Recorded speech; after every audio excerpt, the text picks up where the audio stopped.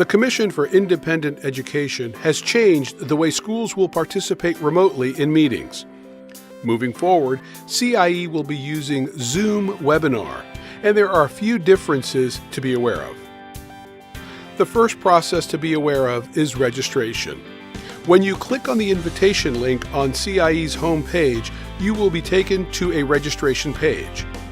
This page has 5 questions that must be filled in: first name, last name, email, confirmation of your email, and organization name. After you register, you will receive an email that includes the Zoom link to access the webinar. Please do not share this link, as it will only work with one device per registrant. If you have multiple people calling in, they should all register individually. On the day of the meeting, we advise you to have only one device in the room. Multiple devices in the same room can lead to audio problems that make it difficult for the commissioners to hear you and for you to hear them. If you have multiple people from your team on the call, they should all be in separate locations. When the meeting starts, all of the schools will be listed as attendees. Attendees cannot display their video camera and cannot turn on their microphone unless asked to do so by a moderator. But attendees can ask questions using the Q&A feature. Please note, questions are displayed publicly, so do not put any sensitive or private information in the Q&A. During the meeting, when your school is recognized, you will need to raise your digital hand, which will help moderators find you in the list of attendees logged into the meeting. When this happens, you will be asked to unmute your microphone. Once you unmute yourself, you will be able to speak. If you call in using a phone instead of a computer, you can raise your digital hand by pressing *9 and unmute yourself by pressing *6. Thank you, and we look forward to seeing you at the next meeting.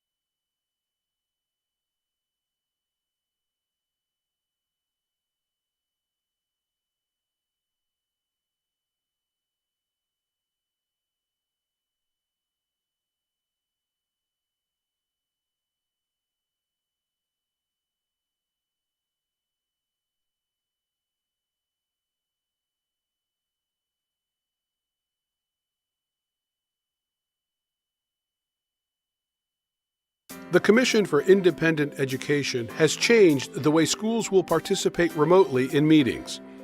Moving forward, CIE will be using Zoom Webinar, and there are a few differences to be aware of. The first process to be aware of is registration. When you click on the invitation link on CIE's homepage, you will be taken to a registration page.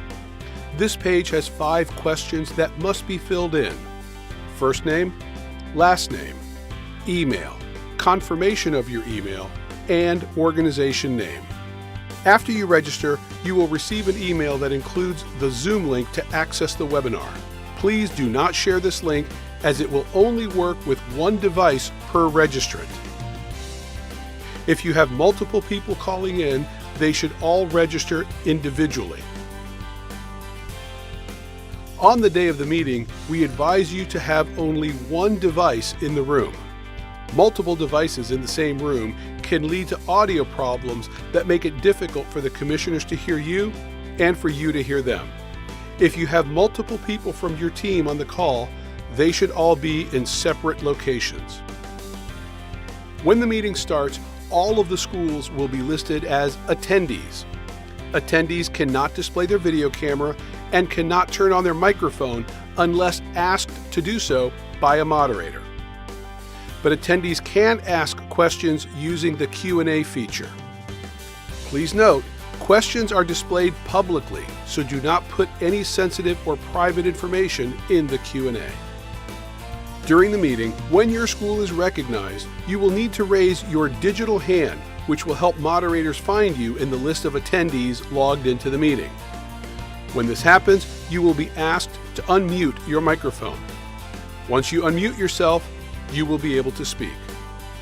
If you call in using a phone instead of a computer, you can raise your digital hand by pressing *9 and unmute yourself by pressing *6. Thank you, and we look forward to seeing you at the next meeting.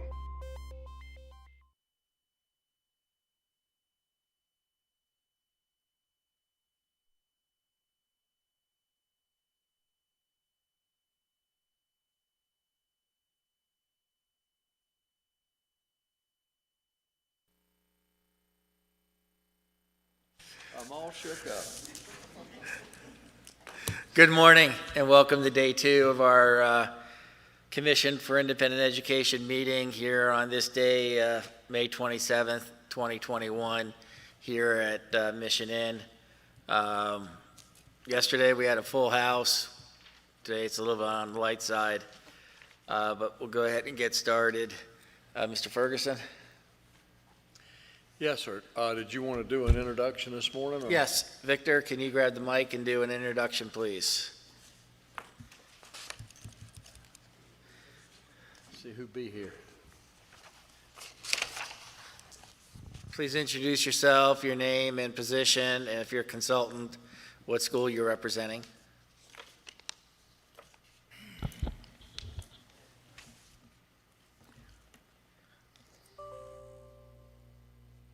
Hello, Tara Dowdle, Director of Compliance, Palmachilla School, Fort Lauderdale. There's plenty of seats up Yeah, front, there's plenty of folks. seats up front. All you Southern Baptists, come on up here. Good morning, Angeline Diogene, Ducks Academy owner. Don't worry, Dr. Kitchen's not going to do any sermons today. There will be an offering. Greg Davis, Florida Institute of Ultrasound President.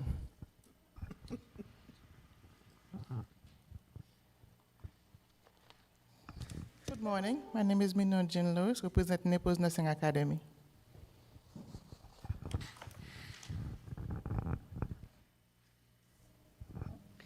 Good morning. My name is Angel Clark. I'm with Noble Education Initiative. Julianne, Noble Education Initiative, Director of Educator Preparation.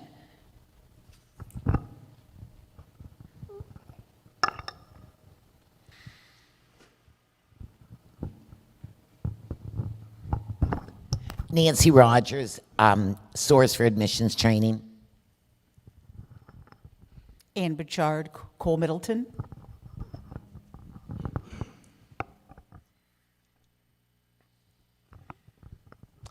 Stephen Lazara. I'm the Director of Finance and Compliance with the Aveda Institutes.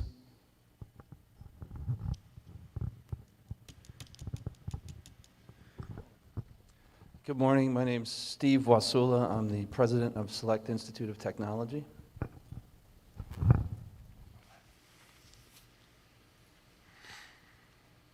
Good morning, Commissioners and staff. I'm Dr. Jose Otero, Otero Consulting Group, representing Jacksonville Electrology Laser and Skincare Academy, Sacred Heart International Institute.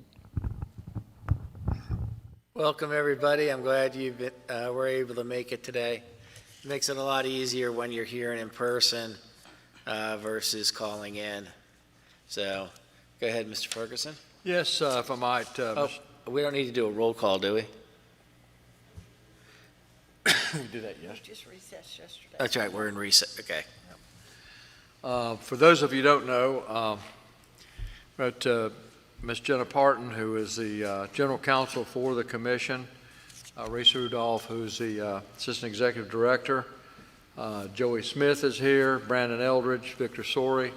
I'm Sam Ferguson, and my assistant, Susan Hood. If you have anything, what few you are, if you have anything that needs to go back to the Commission's office, how about sending that in? We have a method, not always fail-proof, I've discovered, that comes in the front door.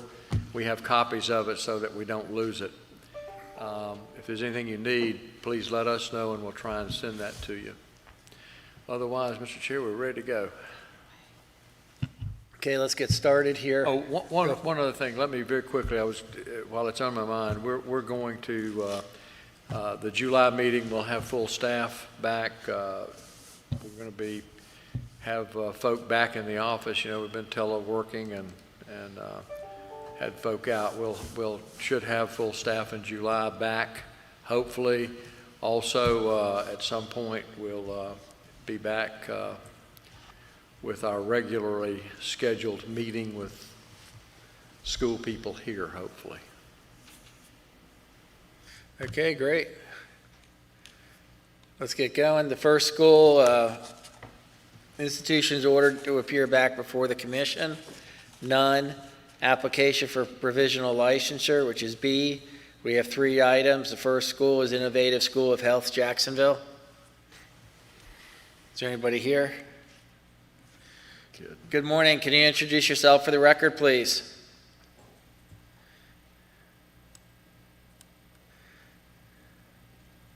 Are they on mute? Needs to unmute yourself. Please unmute yourself. Hello. Good morning. How are you? I'm good. How are you? Good. Okay, Commissioners? Move to accept staff recommendation for A motion by Ms. Bradley. Do I have a second? Second. By Dr. Matos. We're in discussion. I had a couple questions, sir.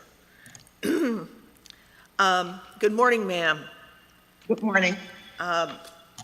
Do you have a business now? Yes, we do. Okay, can you explain? We are currently Innovative Healthcare Properties, Inc., in which we have been established for a while with that company, but we decided to put this school up under Innovative Healthcare Properties, Inc. Okay, does the properties, what does the properties company do? What does the properties company do? Yes, ma'am. Right now, the only thing we have under this company right now is the school. Prior to that time, the owner did manage properties, different properties, but currently we're just gonna have the school under this particular one because we're hoping to do additional LPN and RN as well. Okay, so do you, so right now it's the real estate, basically? Currently, there is nothing up under, we have nothing going on under this particular properties right now. Okay. Innovative Healthcare Properties. Right now, it's just the school. Okay. We have other businesses with the properties now, but it's just gonna be the school. All right. And can you tell us about the waiver you obtained from the Board of Nursing? Yes, when we first initially started this process, it was very difficult to try to get someone to allow us to come into their building with the COVID going on, because here in Jacksonville, it was pretty bad, and we had quite a bit of people that in the facilities that had COVID. A couple of things, they were concerned about the students coming in and out, bringing in the virus, and then they were concerned about the students getting the virus and taking it back into the community. So what I did was I did ask for a waiver. They gave me a waiver for 1 year. But since that time, we are talking to about 4 facilities now. Hopefully we can have the students to go into the schools. I'm sorry, into the nursing homes. Okay, and can you remind me of when that waiver ends? It ends July 2022. June 30th, I'm sorry, June 30th, 2022. Okay. It's for 1 year, one school term. Okay, so hopefully you won't need it, as you just explained. Yeah, hopefully I won't. But initially, if I do, but it's been very positive feedback from the facilities at this point. Okay. All right, thank you. Is there any additional discussion? Hearing none, all those in favor signify by saying aye. Aye. Opposed, motion carries. Thank you, ma'am. You're welcome. Number 2, Select Institute of Technology, Orlando. Good morning, welcome. Thank you. Usually the person that sits in that chair has to clean the podium the entire day. At the end? Okay. I was hoping to maybe leave, but I can hang around if that helps. Mr. Chair, move to accept staff recommendation. I have a motion by Dr. Matos. Second. Second by Ms. Mulheron. We are in discussion. Please introduce yourself for the record. My name is Steve Wasula. I'm the president of president of Select Institute of Technology, a subsidiary of Stony Point, Inc., so I'm the president of Stony Point, Inc. as well. Okay, welcome. Thank you. Good morning. Good morning. Can you explain to us exactly what this curriculum aims to offer a future graduate? Yeah, absolutely. Salesforce.com it's not an obscure technology, but in the general public it is. Salesforce.com is about a $20 billion a year software company. I started working with Salesforce technology in 2001. So you are associated with Salesforce, the company Salesforce? Select Institute of Technology does not have any official partnership with Salesforce.com. Okay.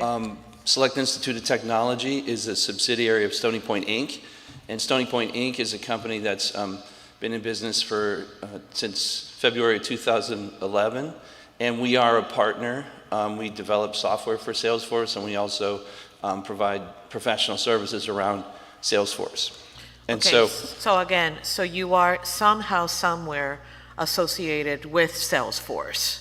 Yes. The company Salesforce? Yes, correct. Okay, that helps me understand something. Go ahead. Okay.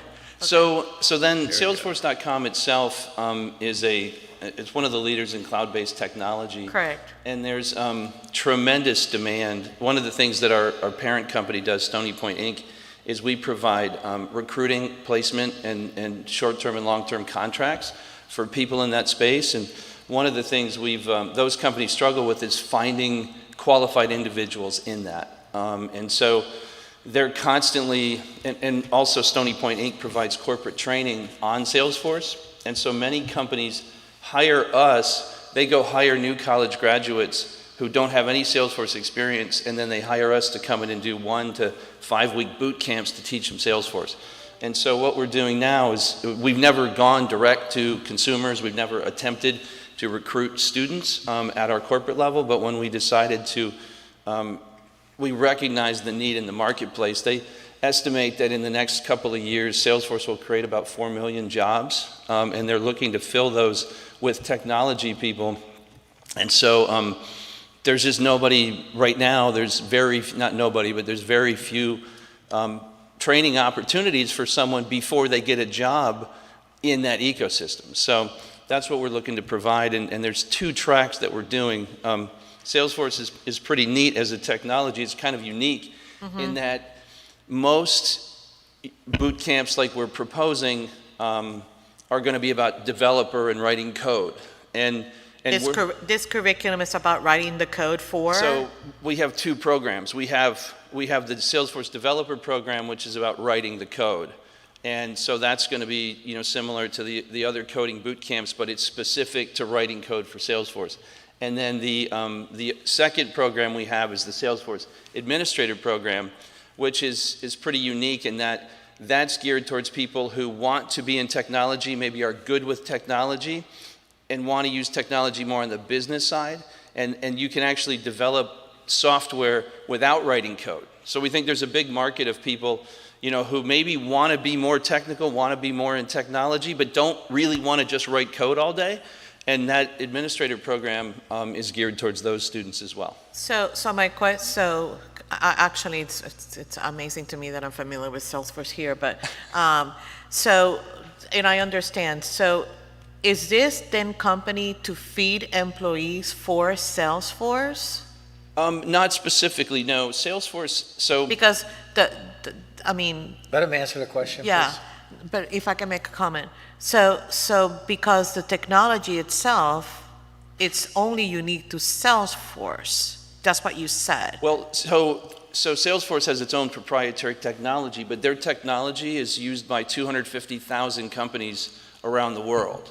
And our primary target for the people coming out of this school, there's 1,900 consulting professional services companies who implement Salesforce. Right. And they're primarily our customers at Stony Point, and they're the ones constantly looking to hire people. So we've got about a dozen of them lined up already, agreeing to interview, provide guest speakers, come in and talk about it, provide mentorships. They're really excited about hiring the students who come out of the program. So I don't think very many people will actually go work for Salesforce.com. They'll work for all the companies who utilize it or implement it. But isn't Salesforce then a trademark? I mean, have you talked to Salesforce about using the Salesforce name for this program?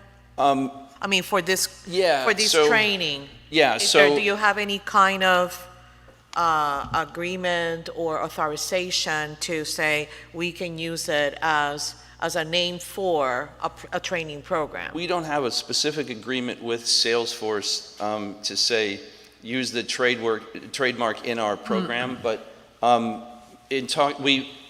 a partner of Salesforce and offering corporate training using that, our copyright attorney, trademark attorney, has advised us that there's just a universal exception granted for educational purposes. So you can use trademarks and copyrights as long as you're not, passing it off as your own. You can say we're going to teach you about Salesforce or we're going to teach you about this. And so we've been advised that that's not an issue. We've been doing that for 10 years without an agreement with Salesforce. Okay, and so this is primarily a training on the technical programming side, correct? Yes. Okay, so you still need the salespeople, you still need the engineers, etc. This is very specific to that arena in this specific program for Salesforce, correct? Right. This would be for, like the people who would take it, the roles that they would serve in a company would be system administrator, Salesforce developer, project managers, some business analysts, technical architect, things like that. And does this lead to any kind of specialized certification?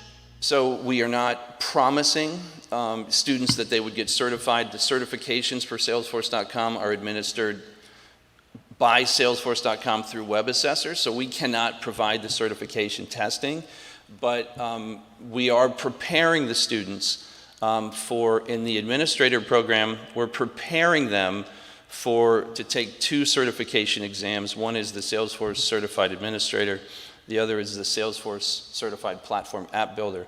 And in the developer program, it's a little bit more intense curriculum, and but we're preparing them for the Salesforce Certified Platform App Builder, the Salesforce Certified Java Developer 1, and the Salesforce Certified Platform Developer 1. But they will not take them in the class, and they do not need to pass them to pass the class. But in order to get those certifications, you'd have to be employed by Salesforce, correct? No. Anyone in the world can go up and sign up for one of those exams. Okay. So there's no requirement that Salesforce, to put it like Salesforce.com what they did is they named their technology the same thing as their company, right? So that's what's confusing about it. Like if you go to Microsoft, right, you learn, Visual Studio, you learn C++, you learn, C#. You don't learn Microsoft. What Salesforce did was they just branded everything Salesforce. So we're teaching people the Salesforce technology, even though it's not the same as the company, and there's no requirement you ever work for the company. And it's similar to similar boot camps that we've licensed over the last 20 years with A+ certification and the different technologies. So it's really no different than that. Yeah. I agree with you, Mr. Castillo. However, I just want to make sure, because your program description says that we'll prepare for those certifications, and if there are specialized certifications that can only be attained somewhere, that we probably need to advise the institution to take that out. But you're telling us that these certifications are widely available. Available to anyone. You don't have to be employed. Right. We could all go up to webassessor.com today and sign up and take. I mean, somebody on their own can study for this exam. They don't have to go to a school. Absolutely. Just like the A+ certifications and the Microsoft certifications of yesteryear, so. Absolutely. Mr. Castillo, I don't have any other questions. Thank you for the clarification. Yeah, thank you. Mr. Chair? Yes, ma'am. I just have a brief question. I don't think we need a lot of discussion on this, but on the orientation, I noticed that you mentioned that it was the first day of class, and I just wondered why you didn't do an orientation prior to starting the class, especially for the online modality. Yeah, so it's a great question, and what we've decided to do is that our admissions advisors who actually go through the process of enrolling the students, what they're going to do is they're going to do an individual orientation with each of their enrollees ahead of time. One of the things we're concerned about, like to use an example, the very first caller was on mute, right? And so, with these online orientations, it can be more complex if people are having technical issues. Then we want to make sure that their computers are set up and that their mics work and their cameras work. And so we elected to do that more of a one-on-one basis. And so they'll basically be set up and be kind of, like on a on-campus orientation, you kind of walk around and see it. Here, we're going to have the individual admissions advisors work with them to make sure they're set up and ready to go. And then on the first day, they come into Zoom, and then the instructors, with an online session, the instructors will have kind of their own idiosyncrasies that they want to go over individually. So that's the way we plan on handling the onboarding. Okay, and then the tech support, I noticed that you said that the tech support would be provided hopefully by the faculty directly, but if not, you have the tech office support in the background. Is that going to be available 24/7, or is tech no, support? it wouldn't be available 24/7. That tech support's going to be available during normal business hours. Which is like, we're typically 8 to 6 is when they would have it. So it wouldn't be 24/7 support, but there's no expectation that the students would do homework. All of their work will be completed in the classroom. The only time they'd have to work at home would be, let's say they were given a project and maybe didn't complete it in class. The instructor might encourage them to finish it up at home to be prepared for the next day, but there won't be a need for them to be working at home after hours. I see. Okay, thank you. That's all I have. Thank you. Is there any further discussion? Go ahead. Yes, sir. Good morning. Good morning. My question is about admissions requirements. Yes. Could you tell us what they are? Yeah, absolutely. So must be a high school graduate or have a GED. The minimum age is 16. We have a 17-year-old college junior working for us now as an intern. So we didn't want to necessarily say, if you're not 18, you can't do this. But we do, and she's a graduate. She graduated from high school like at 15. So, but and we've met some really smart young people. But so anyways, we do know that what we want is if they are 16 or 18 with a high school degree, we want them to have at least 2 years of work experience. And they could have worked during high school. It's not that they have to graduate and then work for 2 years. They could work during high school, but the people that'll be hiring our students are looking for slightly seasoned people, so they're looking for some work experience. Work experience? I thought I read 2 years of higher education. So that is, you can have 2 years of higher education or 2 years of work experience or 1 year of military experience. I see, okay. All right, and then of course, since you say those are requirements, as you enroll people, you have to, collect the proof. Absolutely, yeah. We're a technology company. I'm actually pretty excited about the technology we're using for application and enrollment. It's built on top of Salesforce. So it's pretty That's neat. no surprise. Yeah, right, Okay. yeah, so, yeah. All right, thank you. Absolutely. Yeah, absolutely. Thank you. Any further discussion? Hearing none, all those in favor signify by saying aye. Aye. Opposed, motion carries. Best of luck to you. Thank you very much. Congratulations. Thank you.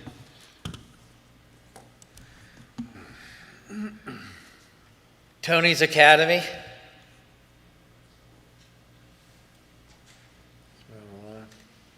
If you're from Tony's Academy, please introduce yourself for the record.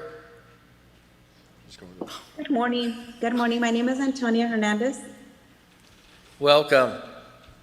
Thank you. Move to accept staff recommendation. Is that you, Lynn? Yes. A motion by Ms. Mulheron, I'll second that. second by Dr. Matos. We're in discussion. Yes, sir. Good morning. Good morning. I want to direct your attention to your budget. In the budget that you prepared, you do have some narrative there, but it appears as though you have underestimated the operating expenses. And you have provided detail on your capital expenditures, which we appreciate very much, but on the CIE budget, I would like for you to go back and relook at that, work with staff, and resubmit a budget as a contingency that is a little more robust, especially when you're talking about operating expenses.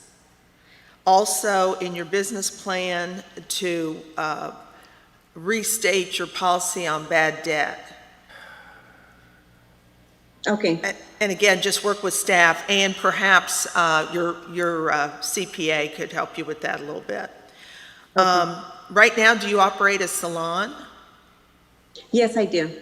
Okay. Is the salon going to be located close by to the school? I have a salon in a different city, a different location. Okay. So Mulberry would be the school. It's totally separate. Totally separate. Okay. Yes. All right. Thank you very much. Thank you. Is there any further discussion? Hearing none, all those in favor signify by saying aye. Aye. Opposed, motion carries. Thank you. Thank you. Application for annual license, items 1 through 8. Your choice. Move to consent. There you go. I'll second it. A motion by Ms. Mulheron for consent, second by Dr. Matos. Any further discussion for consent? Hearing none, all those in favor signify by saying aye. Aye. Opposed? Ms. Mulheron, you'd like to pull any? Yes, 5 and 8. 5 and 8, Dr. Matos? None. Dr. Kitchens? None. Ms. Bradley? Yes, sir. I have the 2 that Ms. Mulheron pulled, plus item 3, I'm going backwards, 3 and 1. Okay, for approval will be items 2, 4, 6, and 7. Move to accept staff recommendations. A motion by Ms. Mulheron, Second. second by Dr. Matos. Oh, wait a second. Why do I need a motion? Oh, yeah. Motion, discussion. Hearing none, all those in favor signify by saying aye. Aye. Opposed, motion carries for 2467. Number one, Charnick's New Generation School of Beauty, Vero Beach.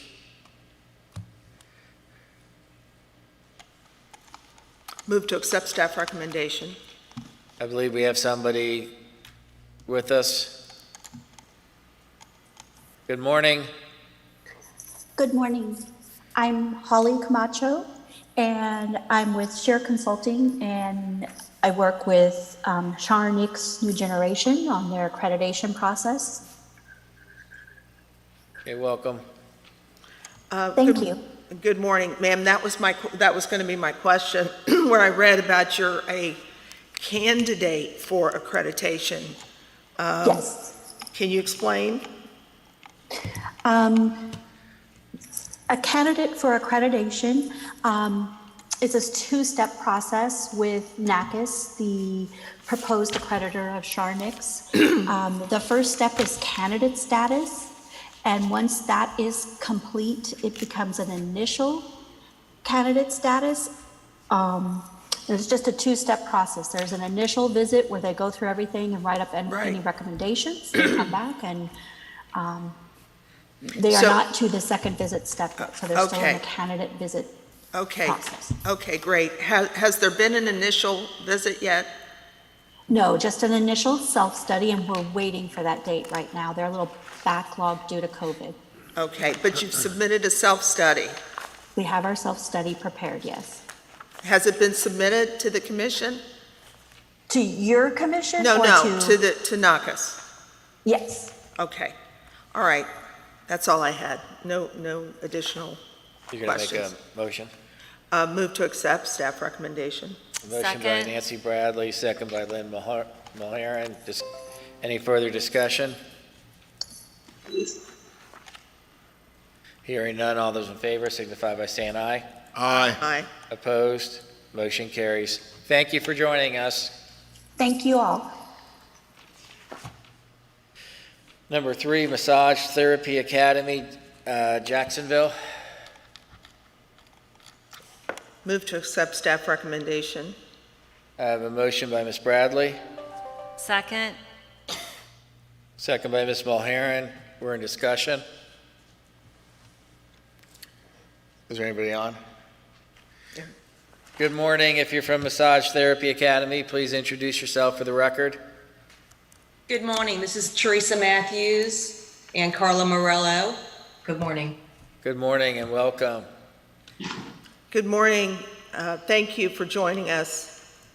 I just wanted to follow up with you on your current enrollment and how it's going. Currently, we have 4 students, 2 from last year, 2 from this year. Okay. And we're working on many different marketing opportunities in the including our website exposure and other opportunities that we foresee coming up in the very near future to help increase the enrollment. Okay, and do you have a clinic? We do. A student clinic? That is correct. Yeah, okay, good. So that's up and running. Yes, ma'am. And then I know I had another question regarding, as I recall, I believe, do you operate a massage business? Yes, ma'am. Carla Morello, my business partner here with me, she owns Shine Massage and Spa, which we house other LMTs in the building. So these students are housed in that building. The school the building is quite large, so we have the school as part of the, in the building itself. Okay, because when I was looking at the financials, they looked like business financials as opposed to personal financials, which is what prompted the question. Yeah, okay. Yes. All right, great. Well, thank you for the clarification. Thank you, Ms. Bradley. You're welcome. Is there further discussion? Hearing none, all those in favor signify by saying aye. Aye. Opposed, motion carries. That was number 3.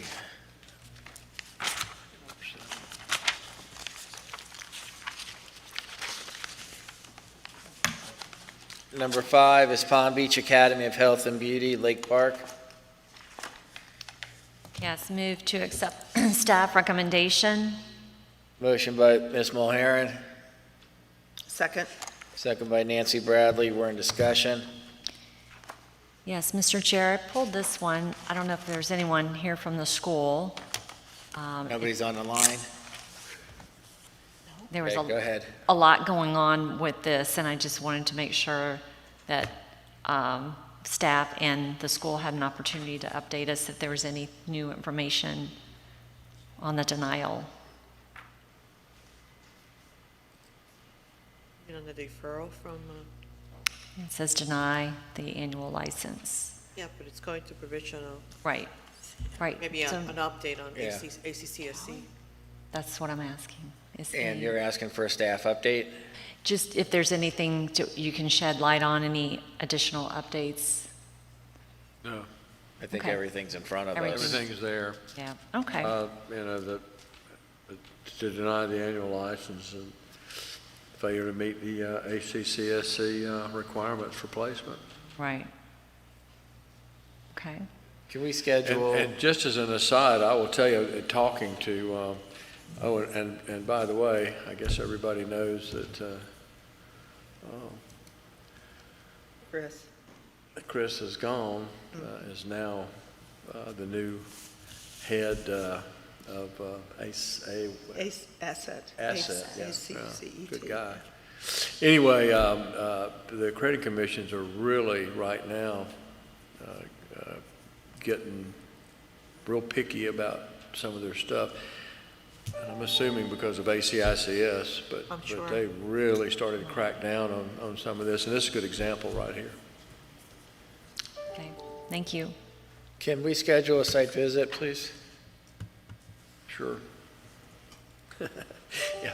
I mean, they haven't paid the commission. I mean, this thing is so long. Let's see if there's even a school there. Yeah, this is. And This Peter, is- they're Palm Beach. Remember yesterday, we talked about Palm Beach? Yeah. Here's another Palm Beach. This is one, we may send a couple of folks south. Any further Eat your way discussion? Hearing none, all those in favor signify by saying aye. Aye. Aye. Opposed? Motion carries. We're so far behind right now in visits, you know, just the people, staff is just overloaded. Yeah. Number 8. Perfect 10 Nail and Technology School, Jacksonville.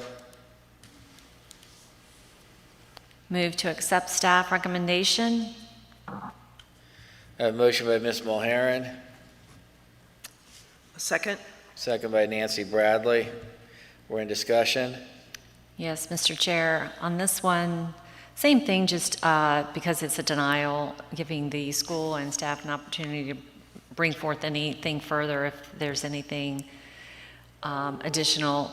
It's sad to see such high placement rates and high retention and then have the school be in the financial problems that they're having. Joey, any comment? What's in front of us? It's there. Yeah, You have. and no one's here from the school. I've actually been working with this school and her attorney. They are. Somebody's on the line from the school. Is there? Okay. If you're from Perfect 10, please introduce yourself for the record. They unmute themselves.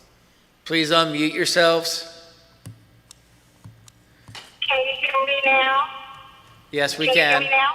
Yeah, we can hear you now. Okay, great. Hi, I am the Cross, the director of Perfect 10 Maryland Technology School. We can hear very well. It is not a clear connection, though. Is this any better? Can you hear me now? Can you hear me now? We can, Is that any better? we can volume-wise, we can hear you, but we can't understand what you're saying.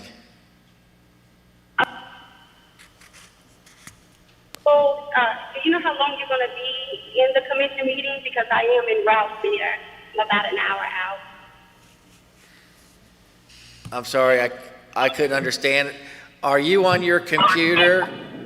Are you on your computer, and is your cell phone right next to your computer? No, I'm on my cell phone. Give me one moment. I do have it connected to the car because I'm on my way there. Let me disconnect it from the car. Hold on. What? I think she's 1 hour out. I think she said she's 1 hour from getting here. I think she said. Okay, what we can do, why don't we do this? We'll take your school up once you arrive. The commissioners, you okay with that? Yes. That's Yes. good. Since they're making the effort to be here, we will wait until the school arrives, so we'll hold this one off. Okay? Thank you. Thank you. I appreciate you. Bye. See you soon.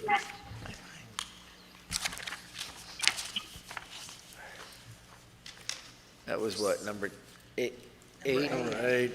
What section? It's in the, B? C. C? Section C. It was C8. Okay. Section Charlie C8. Charlie 8. Bingo. Okay, application for extension of annual license. Emerald Coast Scuba, Destin. Move to accept staff recommendation. I have a motion by Ms. Bradley, Second. second by Ms. Mulheron. Discussion? About Emerald Coast.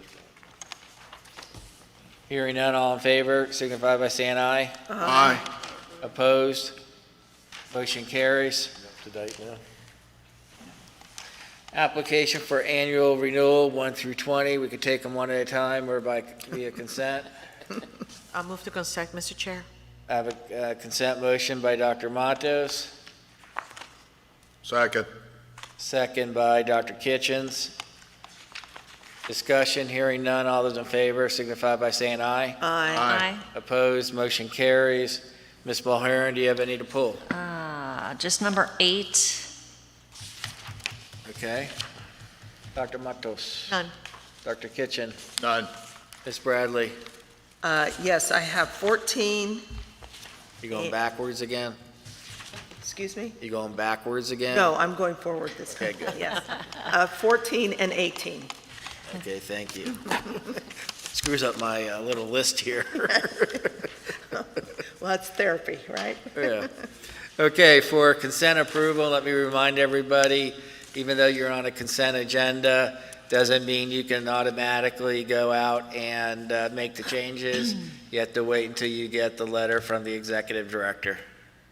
Okay, for approval is items 1 through 7, 9 through 13, 15, 16, and 17. What? 19 Oh, and 19, 20. 20, I'm sorry. May I have a motion, Move please? to accept staff recommendations. Second. I have a motion by Ms. Mulheron, second by Dr. Matos. Discussion? Hearing none, all those in favor signify by saying aye. Aye. Opposed? Motion carries.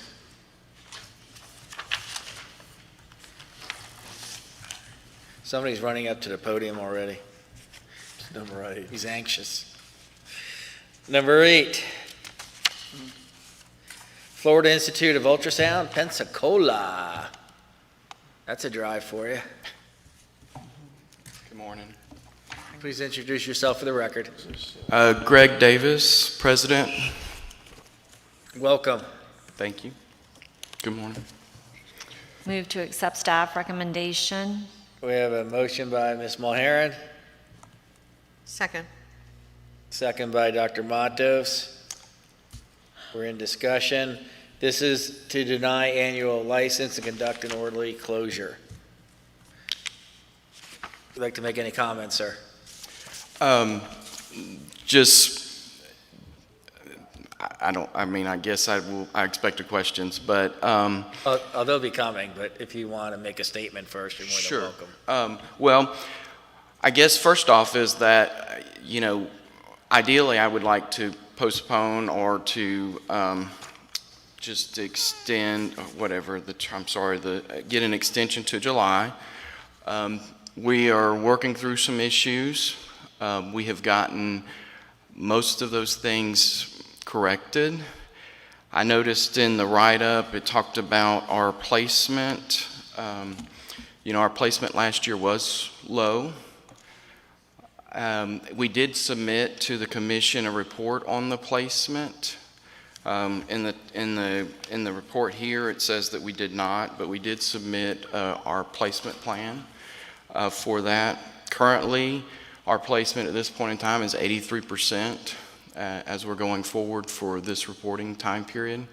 So placement is good, enrollment has been good, and I'm in the process of getting additional funding to shore up the school. If I might, Mr. Chair, and without getting into any great detail, Mr. Davis, there's been a lot of personal issues over there. Mr. Davis has a very unique program. As you can see, they've been around since 1999. Never had an issue until very recently. I think he is, and I'm not making excuses, I'm just saying I think he is a victim of circumstance, a lot of it way beyond his control. COVID aside, I think there were some personal issues. There was.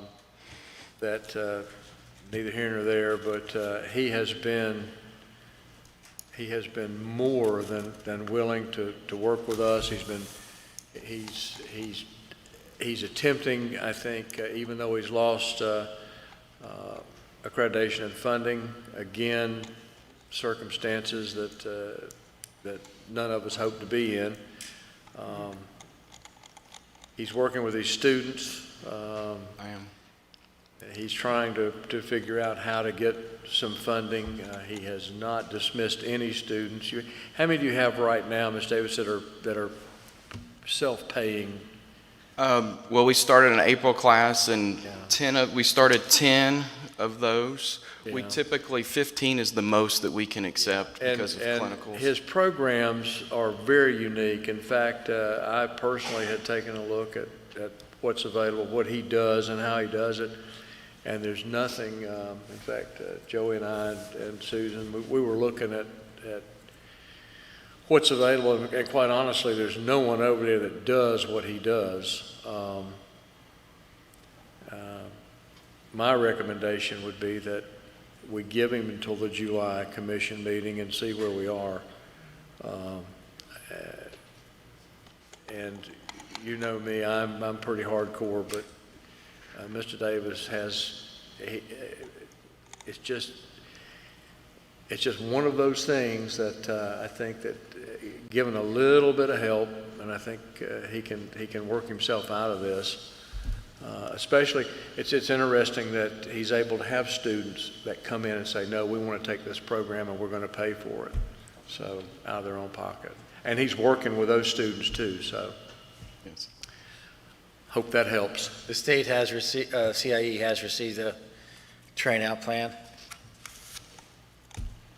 I think we have worked through. I think so. With Mr. Davis, and quite honestly, if July comes back in July, and I think by that point he'll be able to tell us whether he thinks he's going to make it or not. Sure. And that's why I say let's give him to the July commission meeting. And see where we are. And if he, and I will tell you this, I think that Mr. Davis will tell you, no, I can't continue on, or, hey, I see a light at the end of the tunnel and we can continue with this. Again, he's been around since '99. The programs have been, he's had extraordinary success over there. It's just things that happen to folk has happened to him. Do you have the resources, cash flow, to keep, personal resources to keep the school going for a couple more months? Yes, sir, I do.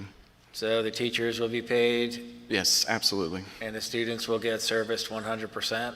Absolutely, yes, sir. I mean, the students have not been affected by any of this. I mean, we have done everything to keep it as smooth. We didn't have any students leave because of where we were with financial aid. We've got students currently seeking enrollment for future classes. I mean, July, I already have 10 students plus 3 possibly. So, we're getting out there and we're shaking the bushes to do what we need to do. I do have the financial resources to continue through July and go to get there. Okay. Mr. Ms. Chair. Moharan, Dr. Matos? Yes, are you Mr. willing to Chair. rescind your? I would like to rescind my motion to deny. I think Dr. Matos, I can't read my handwriting, but you're the only Dr. M here. I'm okay with that. Okay, and then we'll have a new motion to extend it until July. So moved. Second. Motion by Ms. Mulharen, second by Dr. Kitchens. Any further discussion? I appreciate you coming. Thank you, Mr. Ferguson. Appreciate it. Thank But you if for the something comments. happens between now and July, you need to be on the Absolutely. phone quickly to the state.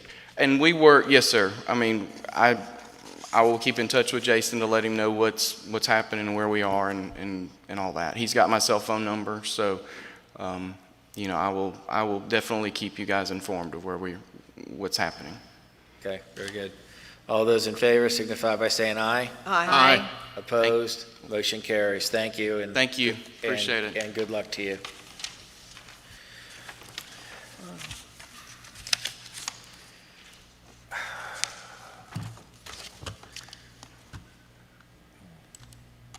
Number 14, Naples Nursing Academy.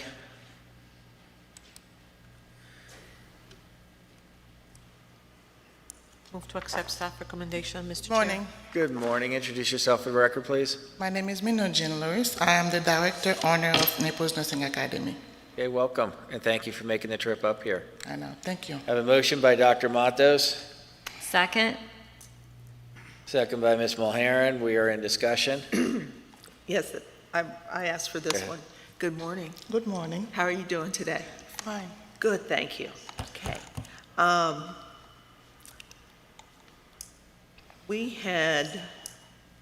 I know you've come before us before, and, yes, and your current program is home health aide, but you used to do nursing assistant. Yes, I do. Is that correct? Yes, I did. Okay. And then, but now your PN program is approved by the Board of Nursing. Since 2018. Okay. And are you looking to reestablish the nursing assistant? No. Okay.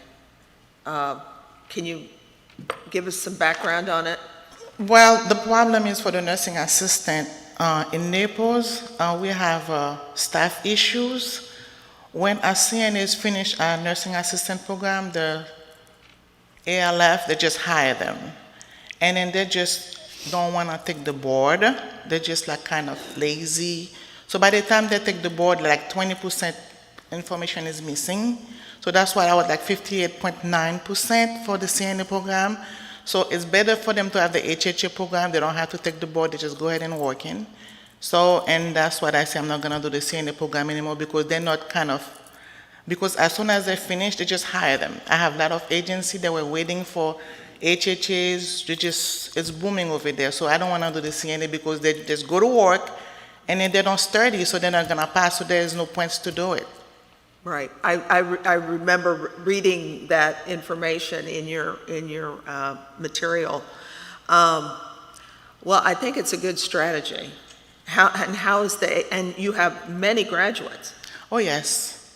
The HHA program is very booming because the ALF want them, the agency wants them, and everybody's calling, even private people is calling, they want people, because it's a retirement place.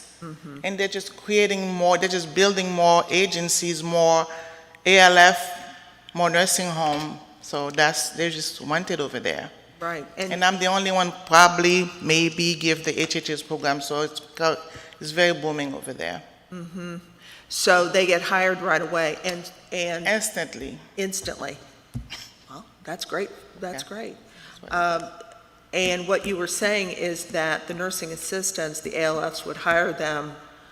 They don't take the board. And they don't take the board. Because they're working, so what's the point? So by the time they decided to take the board, they just lose at least 20% or 35% of the information I provided. Yeah. So there is no needs for it. And then, so what I did, I said, well, if they just do it for work, so they pay them $14, $16 an hour, the same price with the CNA, so I don't want to do it. I see. Okay. Well, good luck with your practical nursing program. Thank you so much. You're welcome. Is there any further discussion? Hearing none, all those in favor signify by saying aye. Aye. Opposed? Motion carries. Thank you for being here. Thank you so much. See you next year. Number 18, Source Institute Massage School and Therapeutic Bodywork of Fort Walton Beach. Move to accept staff recommendation. I have a motion by Nancy Bradley, Second. second by Ms. Mulheron. We're in discussion.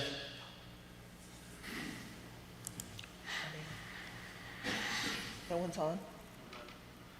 Okay.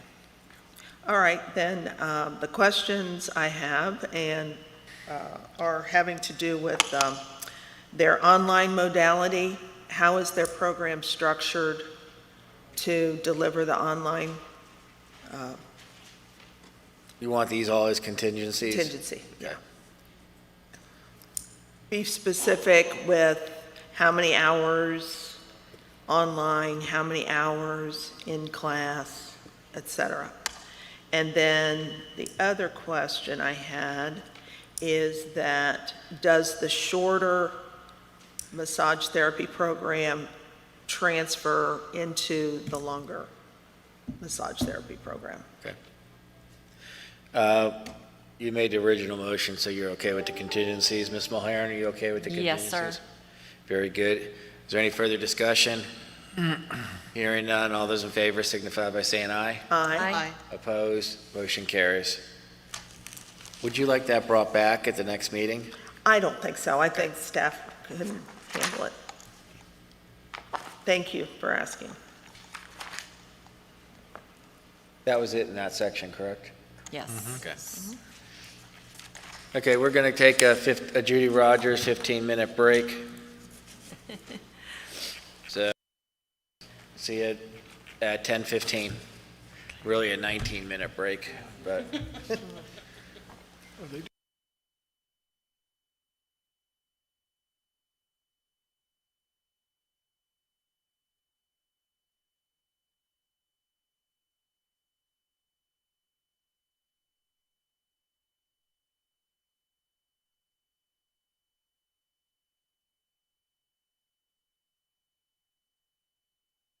The Commission for Independent Education has changed the way schools will participate remotely in meetings. Moving forward, CIE will be using Zoom Webinar, and there are a few differences to be aware of. The first process to be aware of is registration. When you click on the invitation link on CIE's homepage, you will be taken to a registration page. This page has 5 questions that must be filled in. First name, last name, email, confirmation of your email, and organization name. After you register, you will receive an email that includes the Zoom link to access the webinar. Please do not share this link as it will only work with one device per registrant. If you have multiple people calling in, they should all register individually. On the day of the meeting, we advise you to have only one device in the room. Multiple devices in the same room can lead to audio problems that make it difficult for the commissioners to hear you and for you to hear them. If you have multiple people from your team on the call, they should all be in separate locations. When the meeting starts, all of the schools will be listed as attendees. Attendees cannot display their video camera and cannot turn on their microphone unless asked to do so by a moderator. But attendees can ask questions using the Q&A feature. Please note, questions are displayed publicly, so do not put any sensitive or private information in the Q&A. During the meeting, when your school is recognized, you will need to raise your digital hand, which will help moderators find you in the list of attendees logged into the meeting. When this happens, you will be asked to unmute your microphone. Once you unmute yourself, you will be able to speak. If you call in using a phone instead of a computer, you can raise your digital hand by pressing *9 and unmute yourself by pressing *6. Thank you, and we look forward to seeing you at the next meeting.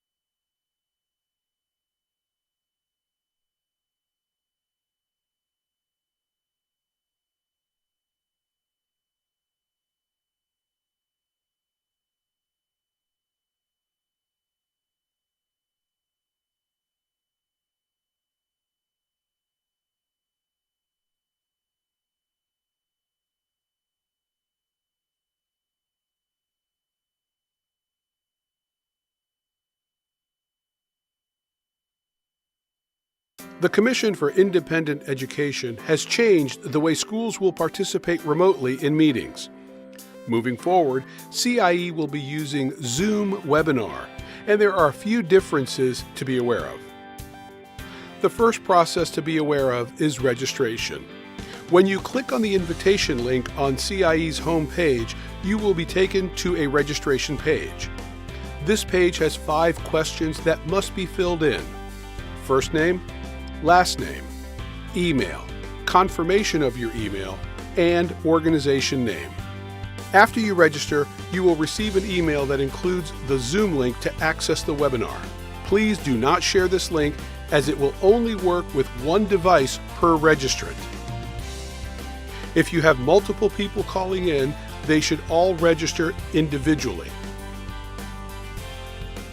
On the day of the meeting, we advise you to have only one device in the room. Multiple devices in the same room can lead to audio problems that make it difficult for the commissioners to hear you and for you to hear them. If you have multiple people from your team on the call, they should all be in separate locations. When the meeting starts, all of the schools will be listed as attendees. Attendees cannot display their video camera and cannot turn on their microphone unless asked to do so by a moderator. But attendees can ask questions using the Q&A feature. Please note, questions are displayed publicly, so do not put any sensitive or private information in the Q&A. During the meeting, when your school is recognized, you will need to raise your digital hand, which will help moderators find you in the list of attendees logged into the meeting. When this happens, you will be asked to unmute your microphone. Once you unmute yourself, you will be able to speak. If you call in using a phone instead of a computer, you can raise your digital hand by pressing *9 and unmute yourself by pressing *6. Thank you, and we look forward to seeing you at the next meeting.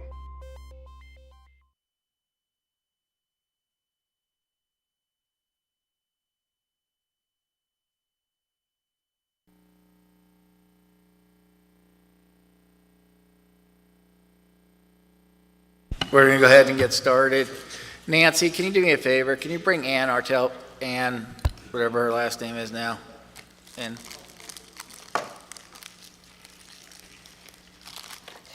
Bouchard.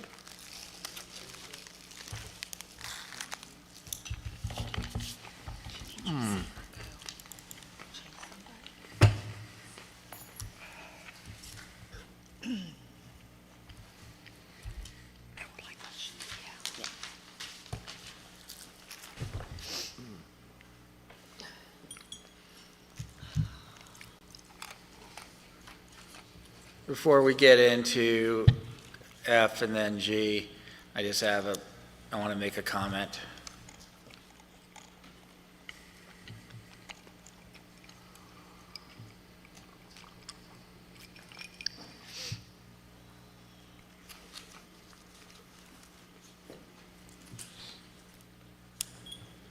I'll go ahead and start.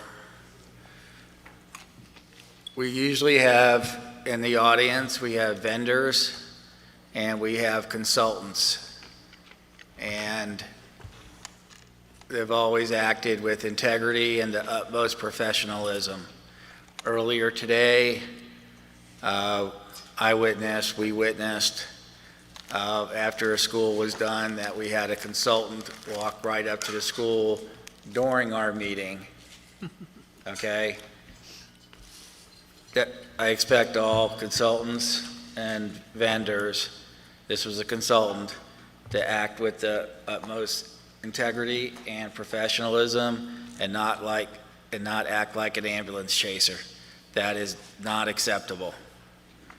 If you want to meet with a school that's a new school, meet them at the lobby, meet them outside, meet them out by the pool, meet them on the golf course, but you do not approach them in this room. Is that clear? Okay, thank you. Moving on. F, application for license by means of accreditation. We have done, you can go back down. Okay. Application for license by means of accreditation, we have none.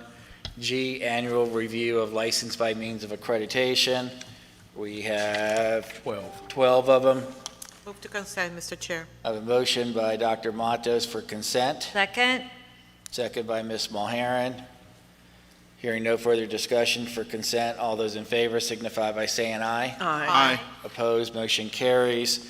Ms. Mulheron, would you like to pull any? I have none. Dr. Matos, I'll pass. Dr. Kitchen, None. Ms. Bradley. None. Chair will entertain a motion for approval of items 1 through 12. So moved. A motion by Dr. Matos, Second. second by Ms. Mulheron. Discussion? Hearing none, all those in favor signify by saying aye. Aye. Opposed, motion carries for items 1 through 12. Is Perfect 10 school here yet? I guess not, okay.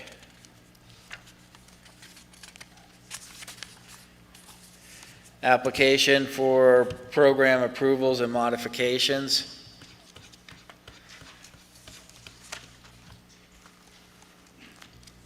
H, we have two schools.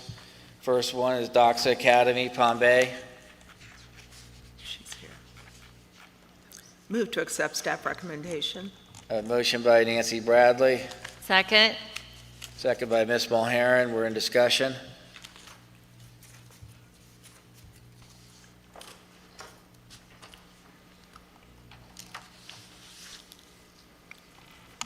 Are you at the school, ma'am? Oh, good. Come on down. Good morning. My name is Angeline Diogene. I am the owner of Dax Academy. Welcome. I'm glad you made the trip here. Thank you. Okay, we're in discussion. Any questions?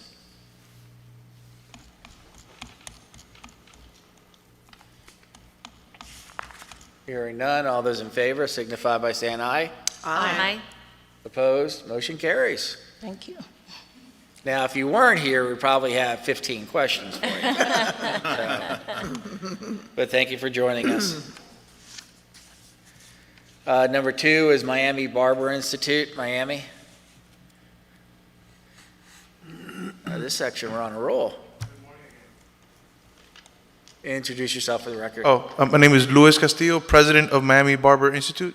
Okay, thank you. Thank you for being here. This is the gentleman that loves the profession of barbering. Just a little bit, yeah. He's passionate. He gave us this passionate speech that we can ever forget about barbering. Thank you.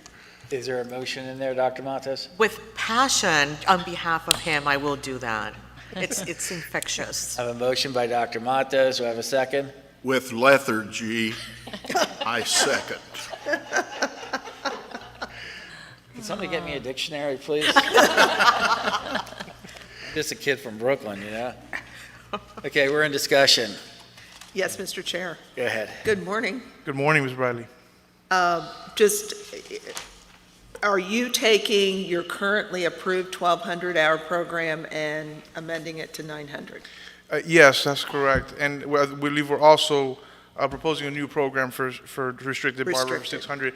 And the reason for this is because the Department of Professional Business Regulation has changed the required number of hours to take the barber state exam. So we're just trying to comply with the new regulation. Okay. But you know that that's a minimum. I mean, you could keep your 1,200 if you wanted to. Correct, yes. So, yeah, Yes. just so that, but my real question was, are you going to teach out the 1,200-hour program? Yes, yeah. Okay, okay. And the students, do you have any students that are interested in transferring to the 900? You know, that's something that I've been speaking with my program specialist with, because one of the things that we aim to do once we receive the approval is see if there's some ways that they can transfer to this new program without making it too much of a big deal, or for them to transfer correctly. And that's one of the things I'm talking to Ms. Ashley Shank, who's our program specialist, and she's going to be helping me with that. You know, if we're not able to do that, which I think we perfectly can, then we'll just teach them out. Yeah, because I can see where yeah, somebody's going to say, hey, I rode for 1,200, now it's 900. So one of the things that we want to do, again, is, you know, I think we all benefit when the student, we're not here to train students, we're here to get students employed, and the training is just part of it. So the faster they get to work, the faster they get the license, the better for everybody. Right. So one of the things I'm really interested in is, so that they don't have to do the 1,200, can they transfer over? And I just want to make sure that we document it correctly and that the students are made aware of everything they need to be aware of for that Right. change. Right, yeah, because it's a process and they have to be done a certain way I mean, If they're that's ecstatic. I mean, to have to do 300 hours less is great news, Yeah, for them. yeah. So, Okay, great, and she'll help you along the way with that. she's for been sure. great so far, and I hope she continues with us. All right, thank you so much. You're welcome. Okay. Is there any further discussion? Hearing none, all those in favor signify by saying aye. Aye. Opposed, motion carries. Oh, a very passionate thank you. Just when you leave here, don't be that passionate driving through Howie in the Hills, okay? Yes, I'm aware. Because they're very passionate about giving out these yellow things. So, That's how they make their money. yeah. I motion for extension of provisional license for 1 year. Healthcare training of Florida, Spring Hill. Move to accept? A Second. Motion by Nancy Bradley, Second. second by Dr. Matos. We're in discussion.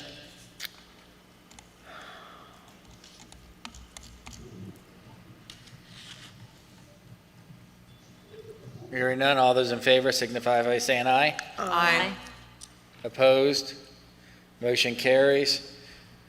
The next one is Service Source Florida Career Institute Clearwater.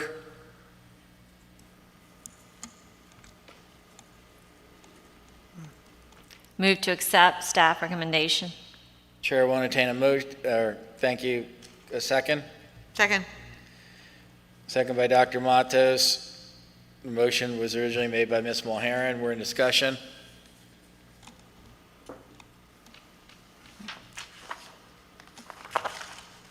Hearing no further discussion, all in favor signify by saying aye. Aye. Opposed? Motion carries. Yeah, I know. I saw that.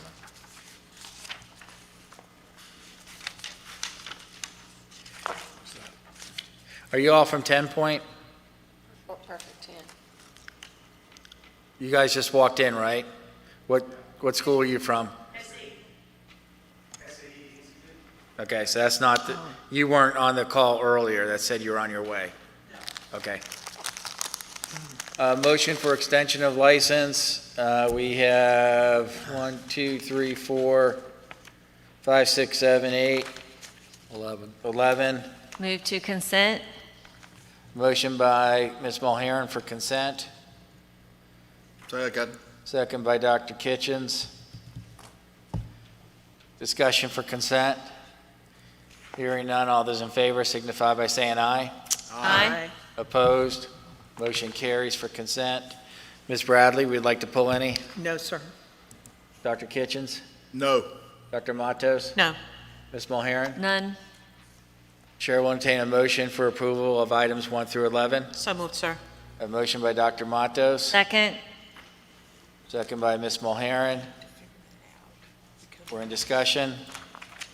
Hearing none, all those in favor signify by saying aye. Aye. Opposed? Motion carries. K, motion for third extension of license. We have none. L, motion for request for extension of time to comply with contingencies. We have 1, ACSO, Institute of Health Professions, Longwood. Move to accept staff recommendation. We have a motion by Ms. Mulheron, I'll second that. second by Dr. Matos. We're in discussion. Hearing none, all those in favor signify by saying aye. Aye. Opposed, motion carries. We're in substantive change. Items 1 through 6, we'll take these one at a time. The first one is ASM Beauty World Academy, Hollywood.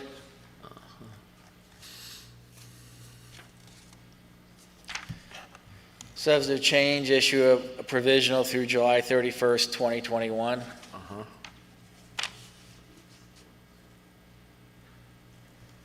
Chair will entertain a motion. So moved. Motion by Dr. Matos, Second. second by Ms. Bradley. Discussion? Yes, sir. Is there anybody here from this school? Okay. Go ahead, ma'am. Yes. So our provisional is going just through July. Yes, ma'am. Okay, so we'll have them back before us at the next meeting. Yes. Okay, because they have a substantial number of issues to help us with, including the fact they've relinquished their accreditation, which we have that acknowledgement. Is there anything, Joey, that you can add? Probably, but not in public. Okay, got it. And of course, they've got some financial issues. So, okay, so then we'll see them in July. Okay. I hope. Hearing any further discussion? Hearing none, all those in favor signify by saying aye. Aye. Opposed, motion carries. Brandon or Joey, do you have a cell phone number of that Perfect 10 school by chance? I just asked her on here. She's still logged on, so if I get a response, I'll let you know. and we'll go from Okay, just to find out how far out they are. Number 2, Child Development Education Alliance, Jacksonville. Following subject change issue provisional through May 31st, 2022. Yeah, I moved. Move to accept. A motion by Ms. Mulheron, Second. second by Dr. Matos. Discussion? Yes, so I'm sure that there's going to be a on-site visit, which I don't see here. Or may I request one? Or may we request one? Would you like to request an on-site? I would say yes, because the move is 180 miles. So want to make sure that the facilities are appropriate. That shouldn't be a problem, Mr. Ferguson, No, correct? we'll do it. So noted. That's all I have, sir. Make a note, Okay. we'll take care of that.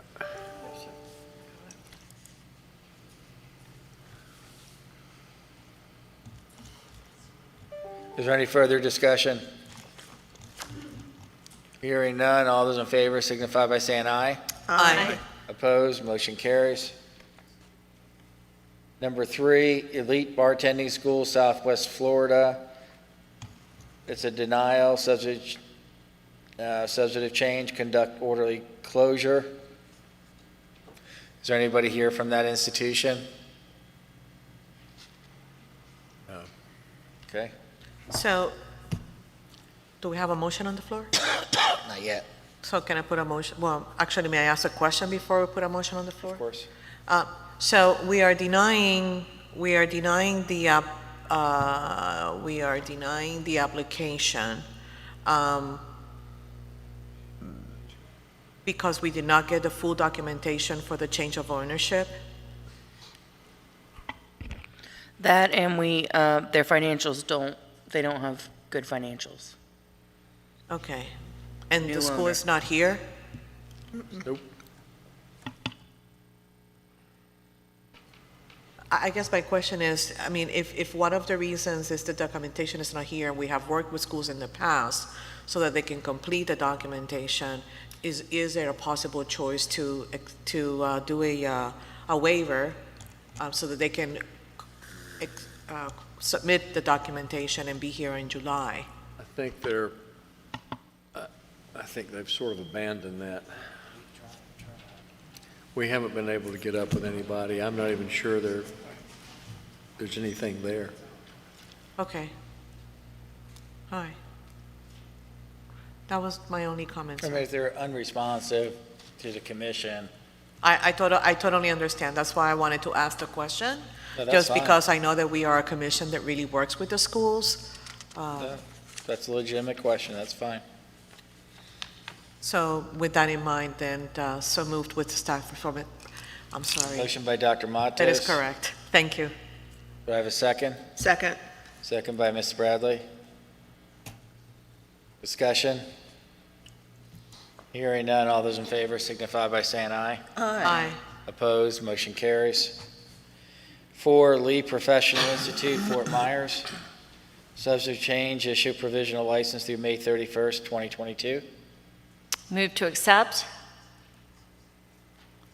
I have a motion by Ms. Mulheron, Second. second by Nancy Bradley. Discussion? Hearing none, all those in favor signify by saying aye. Aye.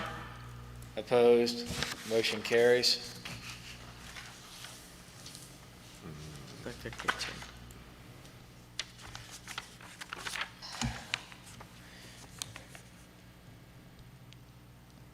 Number 5, MedLife Institute, Lauderdale Lakes.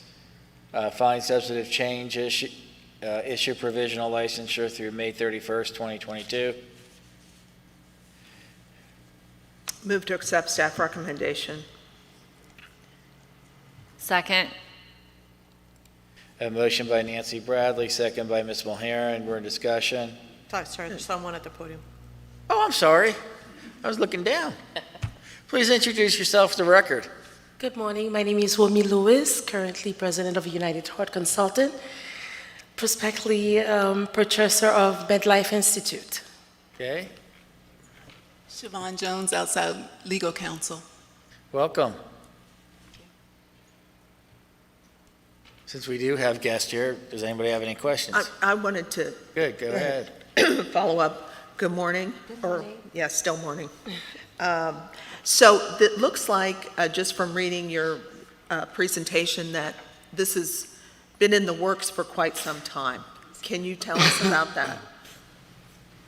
Well, we've put in the applications, and we had to compile because it's a change of ownership, so we had to gather all the information from the lawyer, getting the financial statements ready, and because I am currently a business owner, travel agency, so we had to make sure that financially I was ready for that, and also making sure that MedLife, I believe, had to make sure that they were in compliance with, of course, with CIE. So it took us sometimes about a year and a half. Mm-hmm. Yeah. Okay. Let me add, there's also an application for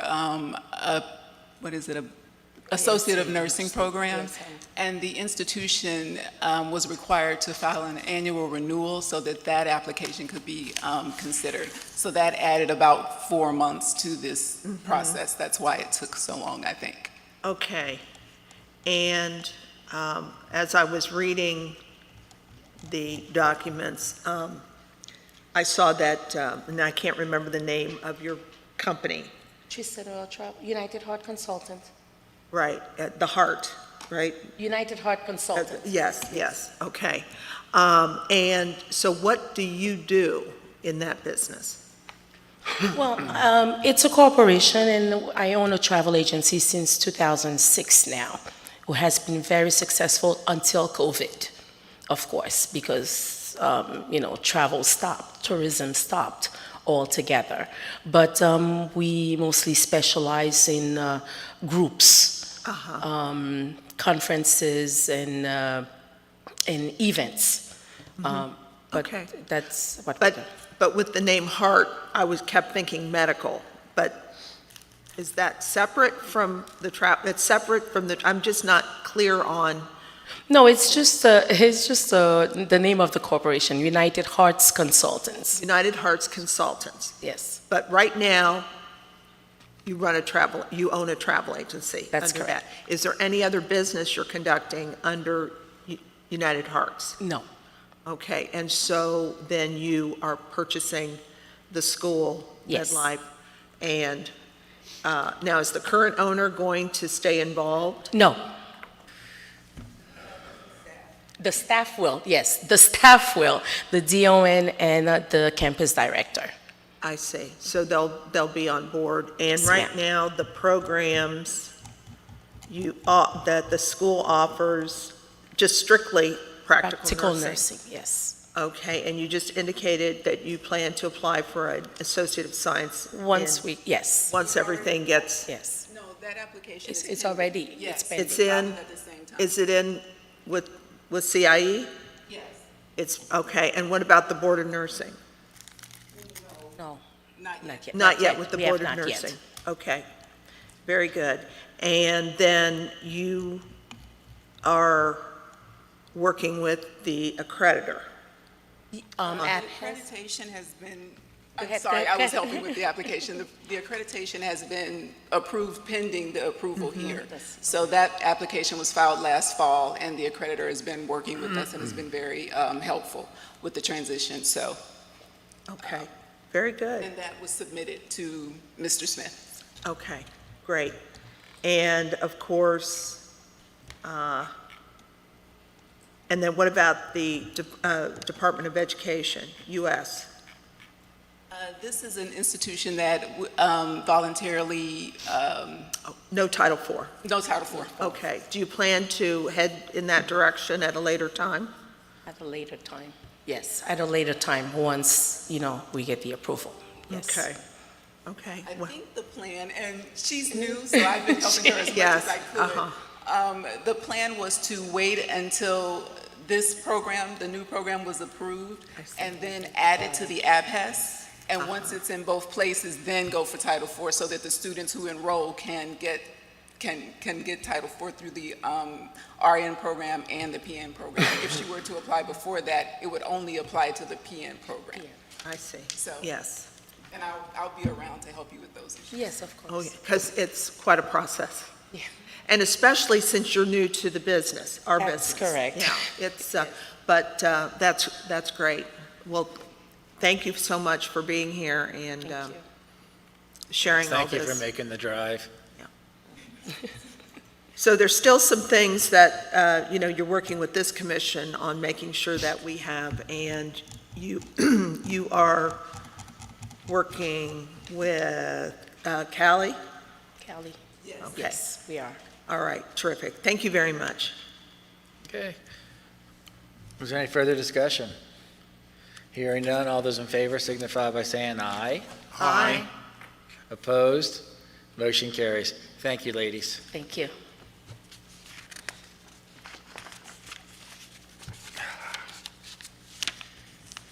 Number 6, SAE Institute of Technology, North Miami Beach. Deny annual license, extend provisional through September 30th, 2021. You guys had perfect timing, huh? We did. We thought we were going to be later in the afternoon. Yeah, you guys are going fast. Yeah. Good thing. Please introduce yourselves for the record. Sure. My name is Dr. Michelle Ernst. I'm the Chief Academic and Compliance Officer for SAE Institute Group, which is the parent company of the Miami campus. Okay. And my name is Luis Mata, and I'm the CFO of the group. Okay, welcome. Thank you for having us. Chair will entertain a motion. Move to accept staff recommendation. Does any of you have discussion questions I first? think we should discuss. Okay, go ahead and discuss first. My apologies. I rescind my initial comment. Thank you, Dr. Matos. Sure. Ms. Bradley, you want to go first? Well, I'll start it off. I read your information, and can you kind of share with us what's going on and how did we get here today? From the financial side of things? Well, yes. Well, it all works together, so. Sure. Go Just ahead. high points, I guess. So from a financial perspective, our company is part of a group, which is then part of a larger group, so it makes it a little bit harder to provide explanations at a campus-by-campus level. But basically what's happened over the past couple of years is we wrote off accounts receivable, so what the students owed us, for the past 15 years, and we wrote it off all over the past 2 years. And what we wanted for is to have a clean balance sheet so that we're not a collections agency. That's not our business. We just want to move forward and provide our students with the best education we can. So we wrote it all off, and it took a big hit in our profit and loss statements for the past couple of years. In fact, the total amount for the whole group was close to $40 million.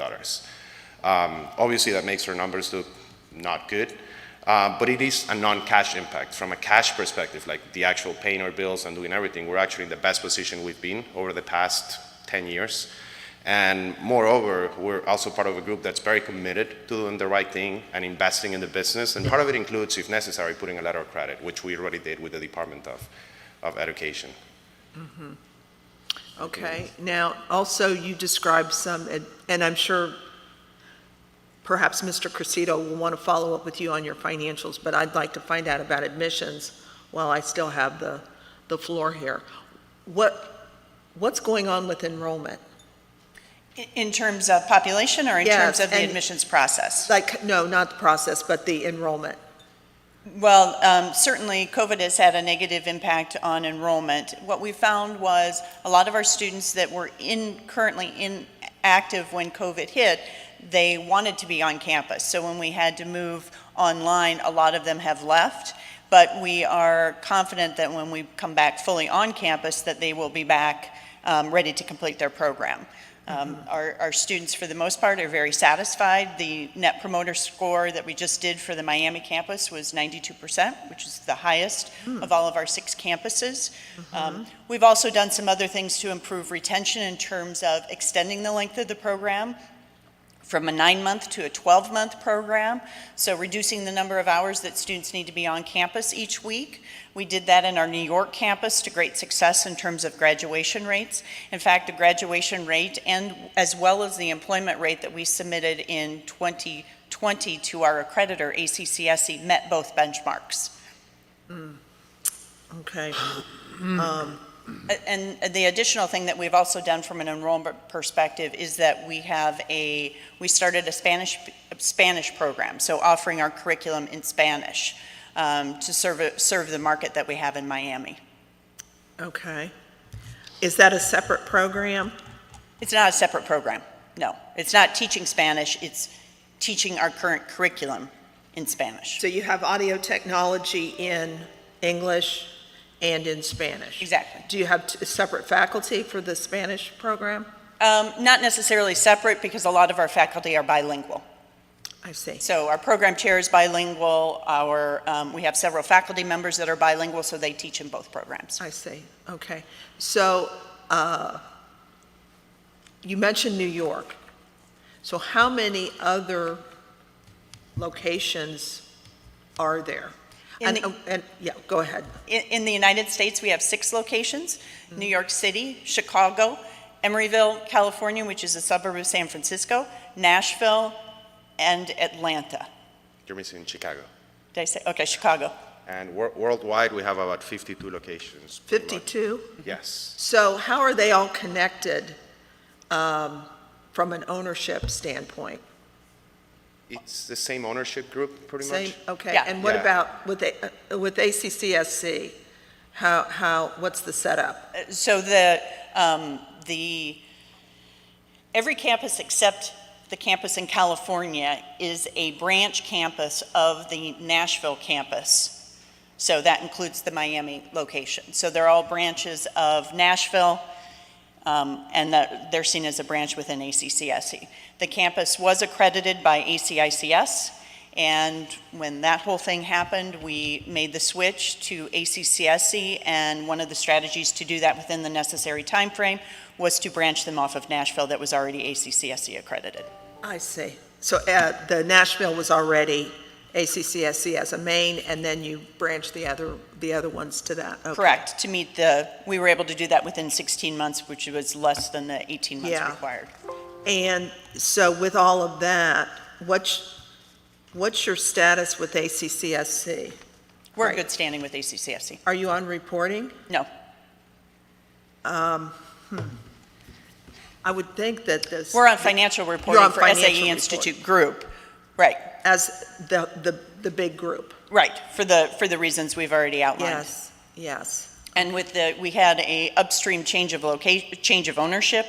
which resulted in the Department of Education requesting a letter of credit because the new owners were unable to produce because they were a newly formed company, 3 years of audited financials.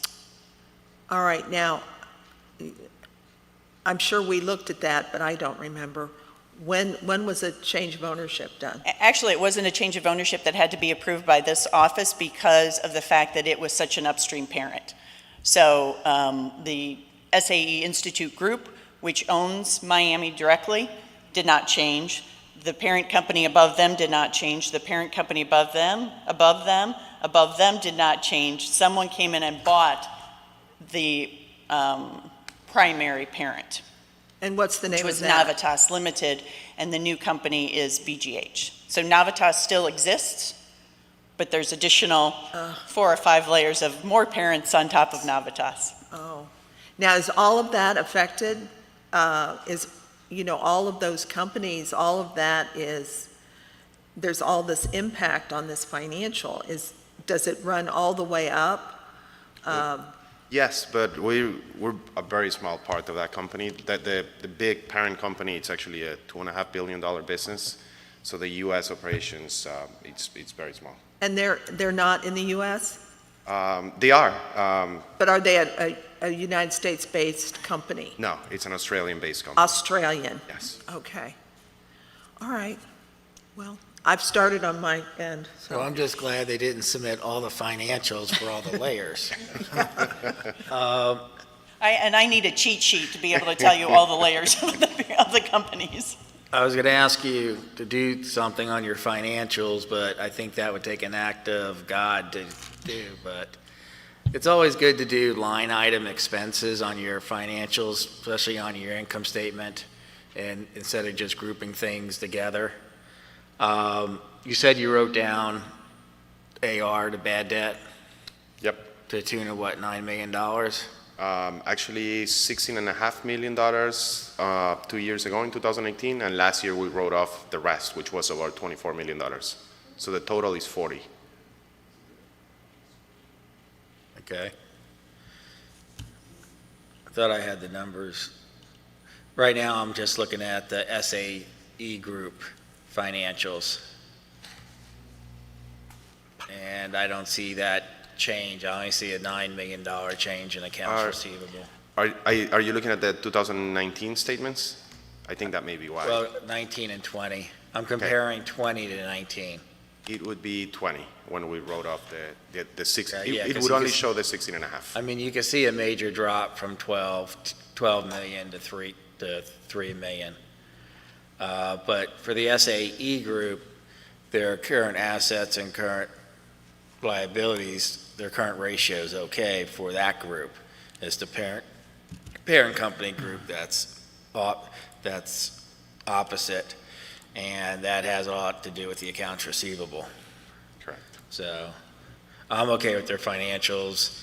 I mean, we've always looked at, one-time type of transactions that can impact the financials. If it's only a one-timer, we tend to be okay with that. But I'm just really glad they didn't include all the financials.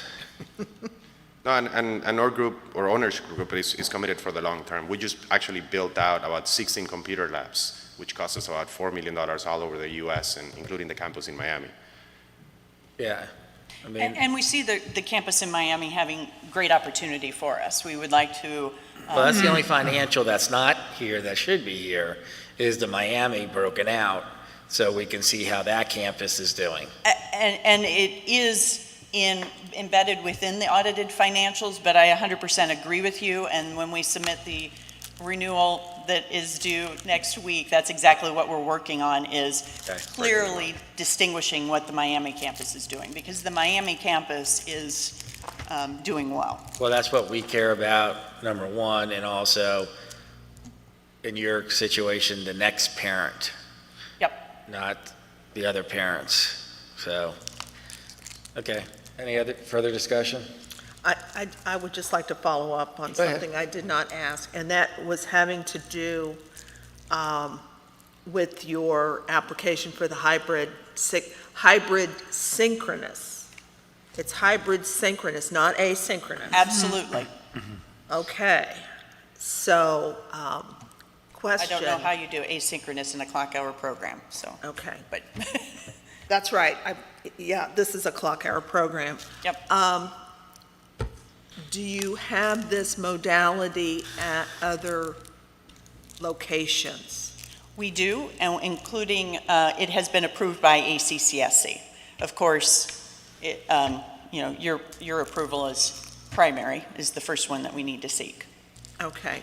And it really, sorry to interrupt, but it really was to provide us that flexibility with COVID, not knowing what was going to happen, knowing that while we did lose some students that didn't want to pursue it in that modality, we did have others that wanted to continue their education, and just, you know, being as prepared as we could be to adjust as needed, given the circumstances with COVID and the unknown. I see. Okay. All right. Well, I just wanted to be clear on that, because that makes sense. And when you're talking about synchronous, then that's like every campus has to do their own. You can't do a consortium. Exactly, and that's exactly what we're doing. It truly is blended, in which the faculty assigned to the course teach both the on-ground and the online component in that synchronous fashion. Absolutely. Okay, I just needed clarification on that. Okay, the chair will entertain a motion.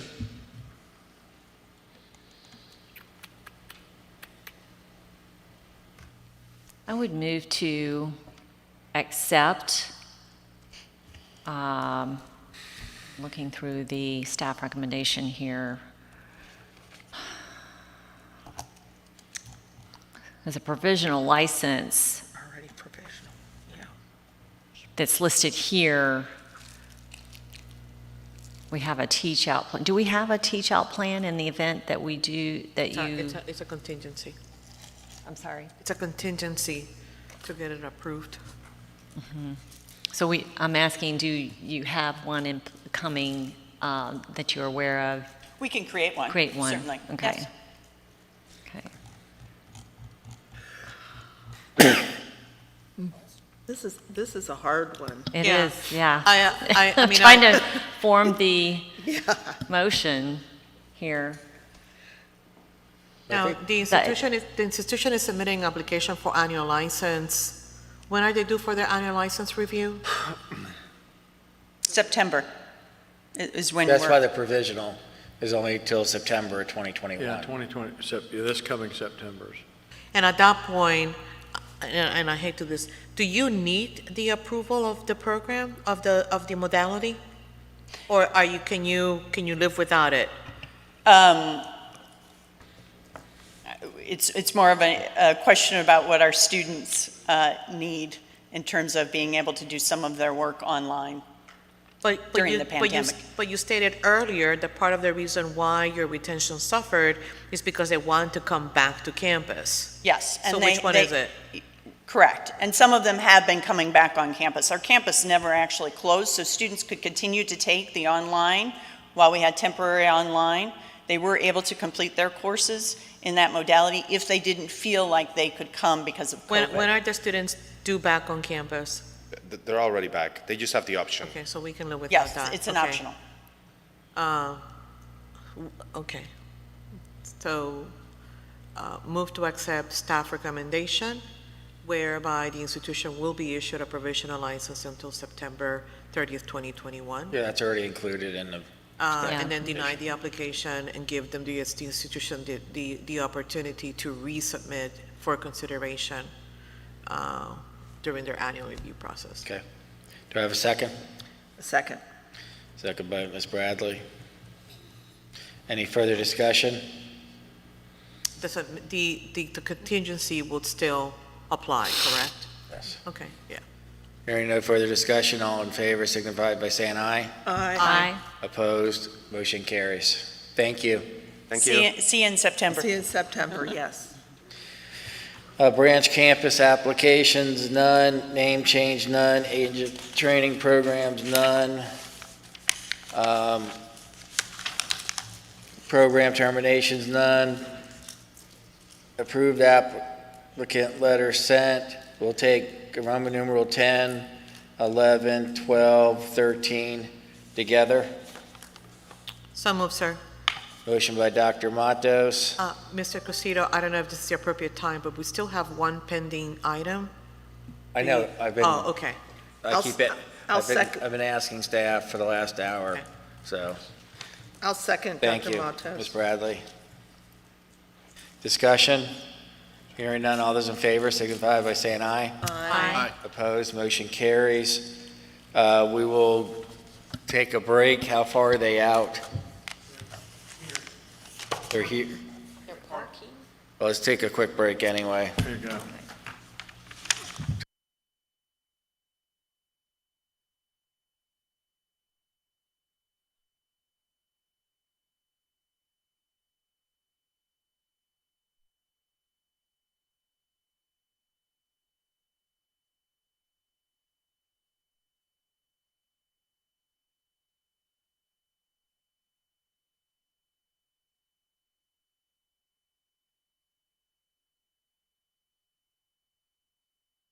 The Commission for Independent Education has changed the way schools will participate remotely in meetings. Moving forward, CIE will be using Zoom Webinar, and there are a few differences to be aware of. The first process to be aware of is registration. When you click on the invitation link on CIE's homepage, you will be taken to a registration page. This page has 5 questions that must be filled in. First name, last name, email, confirmation of your email, and organization name. After you register, you will receive an email that includes the Zoom link to access the webinar. Please do not share this link as it will only work with one device per registrant. If you have multiple people calling in, they should all register individually. On the day of the meeting, we advise you to have only one device in the room. Multiple devices in the same room can lead to audio problems that make it difficult for the commissioners to hear you and for you to hear them. If you have multiple people from your team on the call, they should all be in separate locations. When the meeting starts, all of the schools will be listed as attendees. Attendees cannot display their video camera and cannot turn on their microphone unless asked to do so by a moderator. But attendees can ask questions using the Q&A feature. Please note, questions are displayed publicly, so do not put any sensitive or private information in the Q&A. During the meeting, when your school is recognized, you will need to raise your digital hand, which will help moderators find you in the list of attendees logged into the meeting. When this happens, you will be asked to unmute your microphone. Once you unmute yourself, you will be able to speak. If you call in using a phone instead of a computer, you can raise your digital hand by pressing *9 and unmute yourself by pressing *6. Thank you, and we look forward to seeing you at the next meeting.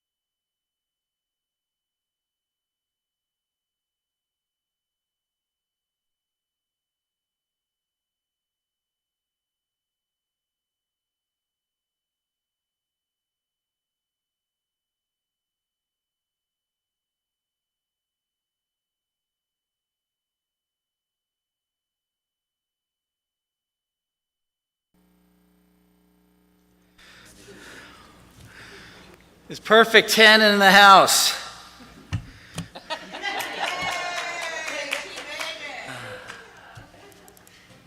I was riding on the bumpers. Well, we were all going to hide from you when you walked in thinking it was over, so. Good afternoon, everyone. I'm Okay. Denise Cross. I'm Denise Cross from Perfect 10 Nail School. Okay, welcome. Thank you. So we're on C8, Perfect 10, Nail and Technology School.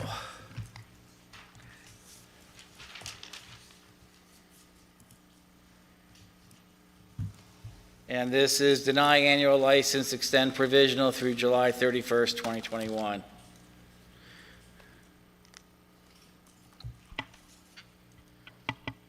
You want to do discussion or? Mr. Chair, yes, I believe I originally pulled this one, and I had noticed the placement rate and the retention rate were really strong, and, you know, I'm just sad to see the financials, but can you offer us any information on where you stand at the moment and what's going on? Yes, most definitely. So as far as the financial stability of the school is doing awesome. COVID did not affect us at all. I think we graduated between 45 to 60 students last year. We have an all-inclusive program from the education all the way to making sure that they get their licenses and placement as well too. So it's a really awesome program that we have. The issue with the financials is that I did supply the CIE with copies of the State of Florida Board Certified Accountant certification from the accountant that I went to, Thurston. He was a referral from another another business that is in my building. And I told him I needed a CPA to fill out the 604 form. He said he was a licensed CPA. I went into his establishment, and he has his business tax certificate on the wall. His State of Florida Board Certified Accountant says CPA on there. And I showed him the form, and he moved forward with doing the documentation for me. When it all boils down to it a couple of weeks ago, I was told that my financials cannot be accepted because he was not a licensed CPA. So the lead that I got was from an email that I received from Jenna, actually, saying that just send us the My Florida license, verified license. And so that was the first lead that I got, that there was an additional license besides what I saw on his wall. So when I forwarded that email to him, asking him for those credentials, and when he was taking too long, I took the initiative to look it up myself with the information she provided for me. And it came back that his license on DBPR was revoked since 1999. So, to my shock, and I was very livid about it, I printed it out, I marched over to his office, and I showed it to him, hey, what is this? And then he provided me with a printout of his website saying that he works up under another CPA firm, Hunter, and provided me with that license information along with the cover letter to give to submit to CIE. I submitted that information, and they replied back that he couldn't sign off on my financials, that the Hunter had to sign off on it. And so he had an appointment that Tuesday with him. You know, that was a runaround type of thing. I got in contact with Mr. Hunter, and of course, you know, going down that road was, I don't know what arrangements you had with him, but, you know, more money for me, you know, kind of thing. And I'm busy, but I'll squeeze you in. And so I have been very diligent, even when the first onset that there was something wrong from the first email that I had got from the CIE about it. I started calling around to other CPAs. I found one that said that he could do it. He worked on it for a week. And I'm excited because I thought I was going to have my stuff ready to present here before the meeting even occurred. And he said, something over the weekend, something came up, I can't do it. And so other CPAs that were giving me referrals and was very sensitive about, how I was victimized with this guy, when I pay him money and everything. They connected me to a gentleman that does business with the CIE quite often that you're familiar with, and I am in the middle of an engagement with him so that he can provide the financials, and it was Joel Medina, if I'm saying it correctly. I know he's on Zoom as well too, because he's been, trying to keep my ET. Are you there yet? Are you there yet? I'm here in support. But Joel is, he says he works with the CIE and does lots of financials, and he's going to get me all squared away, and it'll take a couple of weeks. So I'll have that. As far as that is concerned, that was the only thing that I had. One other issue with the financials, which was a little confusing, the applications are due by October 1st. So when I submitted the application August 29th or September-ish to get it in time, the same CPA that provided the financials said, well, I can only do your financials for the year of 2020. He did 2019, but I can only do it for 2020 as of to date. So that was from January to September, though my fiscal year ends December. So about time my application got processed, because I have been in limbo between program analysts. Right now, I have a Brady, and bless his heart, because he is, trying to pull it all together with so many things that has not been processed, because he's my third analyst in a year. And a lot of things wasn't processed, so he's just trying to catch up. About time he requested for the financials, I got them updated so that the CIE could have a full fiscal year from January to December, and they were done March of this year.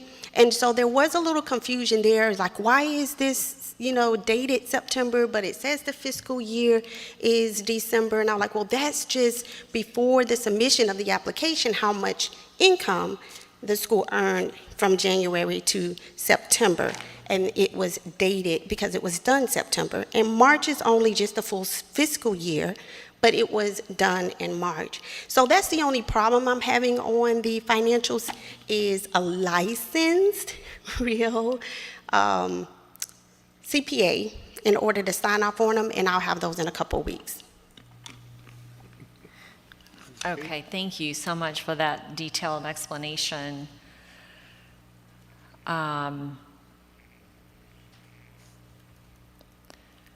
So could we potentially delay until she's able to get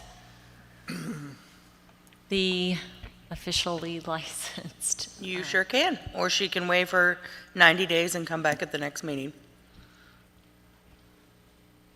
Yeah, because I think the financials are important, Yeah. because she doesn't show any assets except for $6,000. I would assume with the type of business she's in that she has assets. Any type of assets other than cash. Right. So what I would do is give her extra time to get everything fixed. See if she'll do the 90 days. And we do the waive, do the 90 days. Yeah. So what they're saying is, you have a right to a decision today on your application as is, and as you know, it's recommending denial of your annual license and extending your provisional. If you want, you can waive your right to a decision today and come back at the next meeting with the completed financials and possibly get an annual license at that time. However, you do have a right to a decision today on the application as is, and it's up to you if you would like to have the decision today or waive your right to a decision and come back at the next meeting. I'll come back at the next meeting. That'll give me more than enough time. But of course, I can submit it prior to then. But will they still process it as I send it in, or it won't be done until July?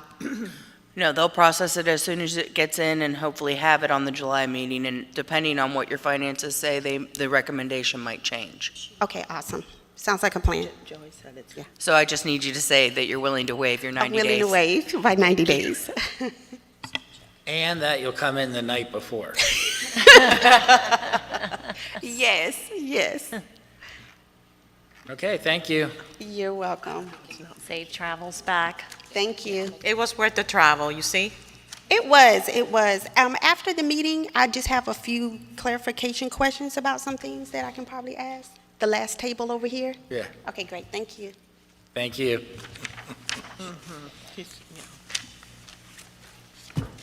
Well, hopefully we get back, we're comments of commissioners.